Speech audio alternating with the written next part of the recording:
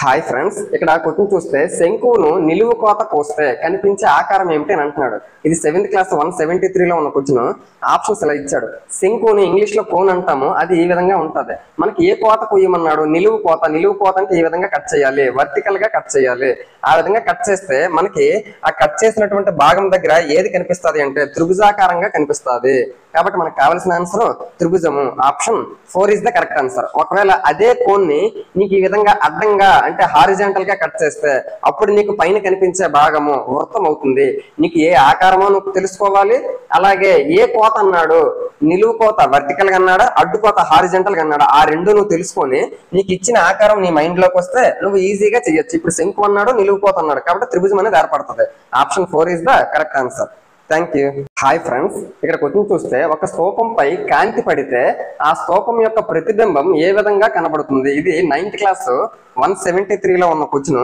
Options ఏమో ఇలా ఇచ్చాడు. మనకి ఫస్ట్ స్తూపం ఏమో ఈ విధంగా ఉంటుంది. ఈ స్తూపంపై కాంతి పడేటప్పుడు మనకి అది ఏ విధంగా కనిపిస్తుంది? దాని తాలూకా ప్రతిబింబము అంటే నీడ. ఆ నీడ ఏ విధంగా కనిపిస్తుంది? ఈ విధంగా కనిపిస్తుంది. మరి ఈ విధంగా ఉండేటటువంటి ఆకారాన్ని మనం ఏమంటాము? త్రిభుజమా, వృత్తమా, దీర్ఘచతురస్రమా, చతుర్భుజమా? దీర్ఘచతురస్రం, రెక్టాంగిల్ గా పిలుస్తాము. మనకి త్రిభుజం ఎప్పుడు ఏర్పాటు అవుతుంది అంటే ఒక కోన్ శంకు ఇచ్చాడు అనుకోండి, శంకు తాలూకా నీడ మనకి త్రిభుజాకారంలో కనిపిస్తుంది. మరి వృత్తం తాలూకా షేప్ ఎప్పుడు కనిపిస్తుంది? ఒక గోళం తాలూకా నీడ వృత్తంగా కనిపిస్తుంది. కాబట్టి మనకి ఇప్పుడు అడిగింది సిలిండర్ కాబట్టి మనకు కావాల్సిన ఆన్సర్ రెక్టాంగిల్, దీర్ఘచతురస్రం అవుతుంది. Option 3 is the correct answer. Thank you. Hi friends, ఇక్కడ క్వశ్చన్ చూస్తే రెండు సంపూరక కోణాలు 4:5 అయినా అందులో చిన్న కోణం విలువ ఎంత అని అంటున్నాడు. ఆప్షన్స్ ఇలా ఇచ్చాడు. మనకి సప్లిమెంటరీ యాంగిల్స్ అని వాడే అంటున్నాడు. మనకి రెండు కోణాలు సప్లిమెంటరీ యాంగిల్స్ అయ్యాయంటే వాటి తాలూకా మొత్తం 180 degrees అవ్వాలి. కాబట్టి ఇక్కడ 4 ఉంది, 5 ఉంది. అంటే ఆ రెండు కోణాల తాలూకా మొత్తం 180 అవ్వాలంటే 4 parts 5 parts టోటల్ గా 9 parts అవుతుంది. అది ఎంతకి ఈక్వల్ అవ్వాలి? 180కి ఈక్వల్ అవ్వాలి.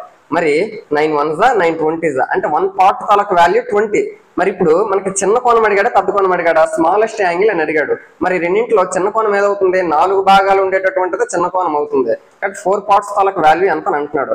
ఇక్కడ ఒక పార్ట్ 20 కాబట్టి 4 × 20 4 20s 80 degrees అనేది మనకు కావాల్సినటువంటి చిన్న కోణం అవుతుంది.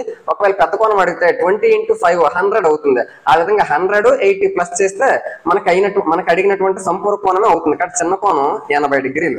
Option 2 is the correct answer. Thank you. Hi friends, ఇక్కడ క్వశ్చన్ చూస్తే మనకి 2/5 7/8 మధ్య ఎన్ని అకరణీయ సంఖ్యలు ఉంటాయి అని అంటున్నాడు. ఇది 9th క్లాస్ 11th పేజ్ లో ఉన్న క్వశ్చన్. మనకి ఈ విధంగా రెండు భిన్నాలు ఇచ్చినా లేకపోతే నార్మల్ గా ఉన్న రెండు నెంబర్లు ఇచ్చినా వాటికి మధ్యలో ఎన్ని అకరణీయ సంఖ్యలు ఉంటాయి అని అడిగితే మనకి ఏ రెండు నెంబర్లు తీసుకున్నా, ఇప్పుడు సపోజ్ 1 2 తీసుకున్నాను, వీటి మధ్యలో వీటిని ప్లస్ చేసి /2 చేస్తే 1 + 2 3/2 3/2 అంటే ఏంటి? 1.5 1.5 కూడా ఒక అకరణీయ సంఖ్య అవుతుంది. మళ్ళీ 1.5ని 2ని ప్లస్ చేసి /2 చేస్తే ఇంకొక నెంబర్ వస్తుంది. అది కూడా ఈ రెండింటి మధ్యలోనే ఉంటది. ఆ విధంగా మనం ఎన్నైనా మనం రాసుకోవచ్చు. కాబట్టి రెండు అకరణీయ సంఖ్యల మధ్యలో ఎన్ని అకరణీయ సంఖ్యలు ఉంటాయి అంటే అనంతమైన అకరణీయ సంఖ్యలు మనం రాయొచ్చు. కాబట్టి ఈ క్వశ్చన్ కి ఆన్సర్ అనంతము. Option 4 is the correct answer. Thank you. Hi friends, ఇక్కడ క్వశ్చన్ చూస్తే 3 వరుస సరి సంఖ్యల లబ్ధము ఎల్లప్పుడూ ఈ క్రింది వాటిలో దేనితో భాగింపబడుతుంది అని అంటున్నాడు. ఇది 9th క్లాస్ 201 పేజ్ లో ఉన్న క్వశ్చన్. ఆప్షన్స్ ఏమి ఇలా ఇచ్చాడు. 3 వరుస సరి సంఖ్యలు ఈవెన్ నెంబర్స్ అంటున్నాడు, consecutive even numbers. For example నేను 2 4 6 తీసుకుంటాను. వీటి తాలూకా ప్రొడక్ట్ లబ్ధము ఏమవుతుంది? 2 4s 8 8 6s 48 48 దేంతో డివైడ్ అవుతుంది? 16 తోటి. అలాగే ఇంకా దేంతోనైనా డివైడ్ అవుతుంది, ఇంకా దేంతో కూడా డివైడ్ అవుతుంది. అంటే మనకు కావాల్సిన ఆన్సర్ 16 అని తెలిసింది. ఫర్ ఎగ్జాంపుల్ కి ఇంకొకటి కూడా నేను తీసుకుంటున్నాను. 3 వరుస సరి సంఖ్యలు కాబట్టి 4 6 24 24 × 8 196 196 కూడా 16 తో డివైడ్ అవుతుంది. అలాగే ఇంకొకటి కూడా తీసుకుంటాను 6 × 8 × 10. ఈ 3 కూడా వరుస సరి సంఖ్యలే. 6 8 48 48 × 10 480 480 కూడా 16తో డివైడ్ అవుతుంది. అంటే ఆ విధంగా మనం చూసుకుంటే ఏ 3 వరుస సరి సంఖ్యల తాలూకా లబ్ధమైన దేనితో డివైడ్ అవుతుంది? 16తో డివైడ్ అవుతుంది. కాబట్టి option 2 is the correct answer. Thank you. Hi friends, ఇక్కడ క్వశ్చన్ చూస్తే రెండు ప్రధాన సంఖ్యల లబ్ధం ఎల్లప్పుడూ ఒక ఏ సంఖ్య అవుతుంది అని అంటున్నాడు. బేస్ సంఖ్య, సంయుక్త సంఖ్య, సరి సంఖ్య, ప్రధాన సంఖ్య. మనము ప్రధాన సంఖ్యలో లబ్ధం ఇప్పుడు ఫర్ ఎగ్జాంపుల్ నేను 3 × 5 తీసుకున్నాను. ఈ రెండు కూడా ప్రైమ్ నెంబర్స్. వాటిని ఇంటూ చేశాను, 15 వచ్చింది. 3 × 5 15 మనకి బేస్ సంఖ్య అవుతుంది, అలాగే సంయుక్త సంఖ్య అవుతుంది, సరి సంఖ్య అవ్వదు, ప్రధాన సంఖ్య అవ్వదు. అంటే ఈ రెండిట్లో ఏదో ఒక ఆన్సర్ అని అనుకోవచ్చు. ఫర్ ఎగ్జాంపుల్ నేను ప్రధాన సంఖ్య కాబట్టి 2 అలాగే 5, 2 కూడా మనకి ప్రైమ్ నెంబర్, 2 5 రెండు ప్రైమ్ నెంబర్స్ కాబట్టి 6 ఇంటూ చేశాను. ఇప్పుడు మనకి ఏమొస్తుంది 10 వస్తుంది. 10 అనేది మనకి బేస్ సంఖ్య అవ్వదు, సంయుక్త సంఖ్య అవుతుంది, సరి సంఖ్య అవుతుంది. అంటే ఇక్కడ మనం కరెక్ట్ గా చూస్తే మనకి ప్రధాన సంఖ్య అనేసరికి బేస్ సంఖ్యలు ఇంటూ చేస్తే బేస్ సంఖ్య వస్తుంది, కానీ ప్రధాన సంఖ్యలో 2 కూడా ఉంది కాబట్టి 2తో ఇంటూ చేసేసరికి మన సరి సంఖ్య వస్తుంది. అంటే ఎల్లప్పుడూ మనకి బేస్ సంఖ్య అవ్వాలని రూల్ లేదు, అలాగే సరి సంఖ్య కూడా అవ్వాలని రూల్ లేదు. 2 సరి సంఖ్యతో ఇంటూ చేస్తే సరి సంఖ్య వస్తుంది. 2 బేస్ సంఖ్యలు ఇంటూ చేసుకుంటే 2 ప్రధాన సంఖ్యలు అయ్యి ఉంటే బేస్ సంఖ్యలు అయ్యి ఉంటే మనకి కావాల్సిన బేస్ సంఖ్య అవుతుంది. కానీ ఇప్పుడు ఈ రెండింటిని కరెక్ట్ గా చూస్తే ఈ రెండు కూడా మనకి ప్రధాన సంఖ్యలు అవ్వవు కానీ సంయుక్త సంఖ్యలు అవుతాయి. కాబట్టి 2 ప్రధాన సంఖ్యల లబ్ధం ఎల్లప్పుడూ సంయుక్త సంఖ్య అవుతుంది. ఆ విషయాన్ని మనం గుర్తుపెట్టుకోవచ్చు. Option 2 is the correct answer. ఇక్కడ మనం ఎగ్జాంపుల్స్ తీసుకొని చేసుకుంటే మనం ఈ ఆప్షన్ బట్టి బేస్ సంఖ్య కాదని మనకు తెలిసింది, ఈ ఆప్షన్ బట్టి మనకి సరి సంఖ్య కాదు అని తెలిసింది. మరి ఈ రెండే ఉన్నాయి, ఏమున్నాయి? సంయుక్త సంఖ్య, ప్రధాన సంఖ్య. మనకి 2 సంఖ్యల లబ్ధం ఎప్పుడు కూడా మనకి ప్రధాన సంఖ్య మళ్ళీ అయ్యే సందర్భం అయితే రాదు. కాబట్టి మిగిలిన ఆప్షన్ అంటే సంయుక్త సంఖ్యకే ఈ రెండు కూడా మనకి సాటిస్ఫై చేస్తున్నాయి. కాబట్టి ఆప్షన్ 2 సంయుక్త సంఖ్య కరెక్ట్ ఆన్సర్ అవుతుంది. హాయ్ ఫ్రెండ్స్, ఇక్కడ క్వశ్చన్ చూస్తే సూర్యుడు మరియు భూమిల మధ్య దూరం ఇక్కడ మనకి ఈ విధంగా ఇచ్చాడు, ఇన్ని మీటర్లు అని అంటున్నాడు. దీన్ని ప్రామాణిక రూపంలో రాయగా, ఇది 7th క్లాస్ 121 పేజ్ లో ఉన్న క్వశ్చన్. ఆప్షన్స్ ఈ విధంగా ఇచ్చాడు. మనకి ప్రామాణిక రూపము స్టాండర్డ్ ఫార్మ్ లో రాయమన్నాడు అంటే పాయింట్స్ లో పెట్టి దశాంశంలో రాయమని చెప్తున్నాడు. మనకి ఎప్పుడు కూడా ప్రామాణిక రూపంలో రాయాలి అంటే ఫస్ట్ ఒక ప్లేస్ తర్వాత పాయింట్ పెట్టాలి, అదే మనకి ప్రామాణిక రూపము. మరి ఫస్ట్ ఒక ప్లేస్ తర్వాత పాయింట్ ఉన్నవి ఈ 2 దగ్గరలో మాత్రం ఉంది. ఇక్కడ చూస్తే 2 ప్లేసెస్ తర్వాత పాయింట్ పెట్టాడు, ఇక్కడ కూడా 2 ప్లేసెస్ తర్వాత పాయింట్ పెట్టాడు. కాబట్టి ఈ 2 కూడా మనకి ప్రామాణిక రూపం అవ్వవు. కాబట్టి ఆప్షన్ 2 కాదు, ఆప్షన్ 4 కాదు. నెక్స్ట్ ఈ 2 చూస్తే 1.496 1.496 సరిపోయింది. ఇంటూ 10⁻−11 10⁻11. ఒకసారి మనము పాయింట్ ఎక్కడ పెట్టాలని చెప్తున్నాం, ఒక్క ప్లేస్ తర్వాత పాయింట్ పెట్టాలి అని అంటున్నాను. అంటే పాయింట్ మనం ఇక్కడ పెడితే పాయింట్ తర్వాత ఎన్ని స్థానాలు అయితే ఉన్నాయో 10 అన్ని స్థానాలుగా మనం రాయాలి. ఇక్కడ పాయింట్ తర్వాత ఎన్ని ఉన్నాయో లెక్క పెడదాం. 1 2 3 4 5 6 7 8 9 10 11 అంటే 11 వచ్చే 11 స్థానాలు వచ్చాయి. కాబట్టి 10⁻11గా మనం రాయాలి. 10⁻11గా ఇక్కడ రాశాడు, ఇక్కడ 10⁻−11గా రాశాడు. కాబట్టి అది తప్పు. పాయింట్ తర్వాత ఎన్ని స్థానాలు అయితే ఉంటాయో 10 అన్ని స్థానాలు మనం నెంబర్ రాయాలి. కాబట్టి మనకు కావలసినటువంటిది ప్రామాణిక రూపంలో ఉండేది ఇది మనకు అవుతుంది 1.496 × 10⁻11 meters. Option 3 is the correct answer. Thank you. Hi friends, ఇక్కడ క్వశ్చన్ చూస్తే 30 సెంటీమీటర్ల పొడవు గల ఒక తీగను చతురస్రాకారంలో మలిచితే ఆ చతురస్రాకార ప్రాంత వైశాల్యం ఎంత అని అంటున్నాడు. ఇది 6th క్లాస్ 119 పేజ్ నెంబర్ లో ఉన్న క్వశ్చన్. ఆప్షన్స్ ఈ విధంగా ఇచ్చాడు. మనకి మొత్తం 30 సెంటీమీటర్లు కలిగినటువంటి తీగను ఈ విధంగా మలిచాడు, స్క్వేర్ షేప్ లో మనకి మలిచాడు అని అంటున్నాడు. అంటే ఇదంతా కలిపి ఎంత అవుతుంది? మనకి 30 సెంటీమీటర్లు అవుతుంది. కాబట్టి చుట్టుకొలత ఏమవుతుంది? చుట్టుకొలత నేను ఒక చతురస్రాకారం అనుకుంటే మొత్తం చుట్టుకొలత 4A ఎంతకి ఈక్వల్ అవ్వాలి? మొత్తము 30 సెంటీమీటర్లకు ఈక్వల్ అవ్వాలి. మరి ఏ ఎంత అవుతుంది? 4 1 4 7.5 అవుతుంది. అంటే ఏ వాల్యూ 7.5 వచ్చింది, అంటే ఒక భుజము. మరి చతురస్రాకార ప్రాంత వైశాల్యం, ఈ లోపల ఉండేటటువంటి వైశాల్యం కావాలి అంటే భుజము ఇంటూ భుజము. అంటే భుజం ఎంత వచ్చింది? 7.5. 7.5 × 7.5. ఇక్కడ 7.5 హోల్ స్క్వేర్. కాబట్టి 5 × 5 ఏమవుతుంది? మనకి 25. 7 తర్వాత వచ్చే నెంబర్ అయితే 8. కాబట్టి 7 8 56. అంటే మనకు కావాల్సిన ఫైనల్ ఆన్సర్ 56.25 సెంటీమీటర్ స్క్వేర్ గా మనం చెప్పొచ్చు. Option 1 is the correct answer. Thank you. Hi friends, ఇక్కడ క్వశ్చన్ చూస్తే వృత్త వ్యాసము మరియు పరిధిల తలకు నిష్పత్తి రేషియో కనుక్కోమంటున్నాడు. ఇది 7th క్లాస్ 61 లో ఉన్న క్వశ్చన్.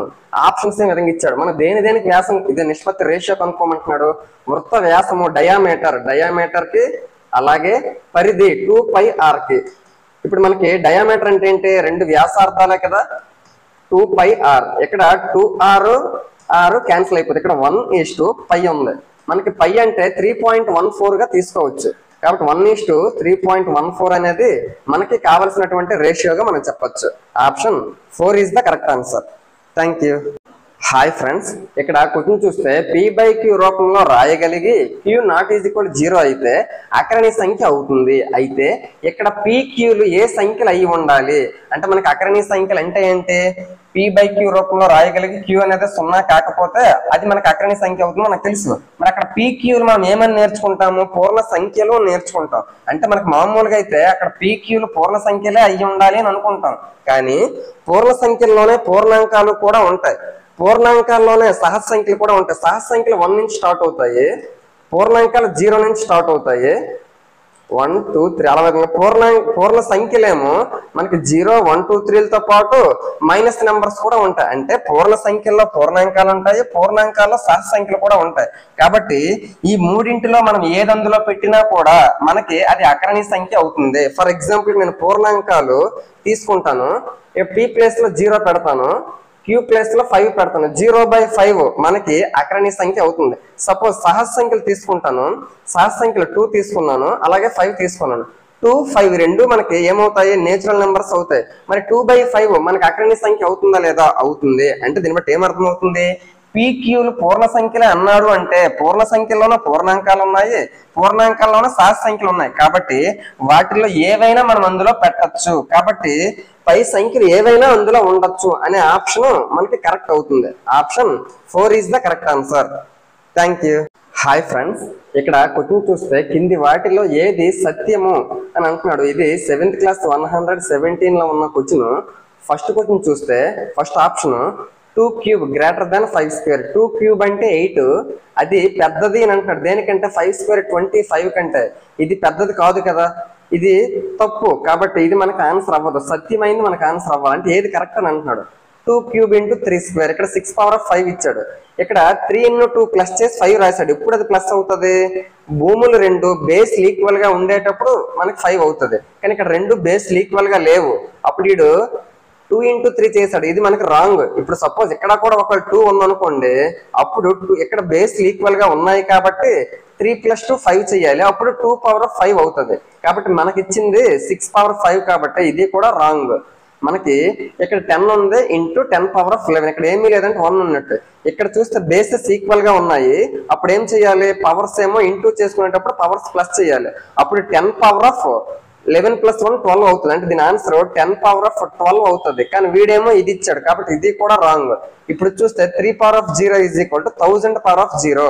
ఎనీథింగ్ π/0 తాలూకా వాల్యూ 1. కాబట్టి 3/0 1, ఇక్కడ 1000/0 కూడా 1. ఒకవేళ 1000 కాకుండా 3000 ఉన్నా 1 lakh ఉన్నా ఏదున్నా కూడా పవర్ లో 0 ఉంటే దాని తాలూకా వాల్యూ 1 అవుతుంది. ఇక్కడ 1 వచ్చింది, ఇక్కడ 1 వచ్చింది, మధ్యలో = అన్నాడు కాబట్టి 1 1 ఈక్వల్ గానే వచ్చాయి. కాబట్టి మనకి కూడా ట్రూ అనే స్టేట్మెంట్ అడిగాడు కాబట్టి option 4 is the correct answer.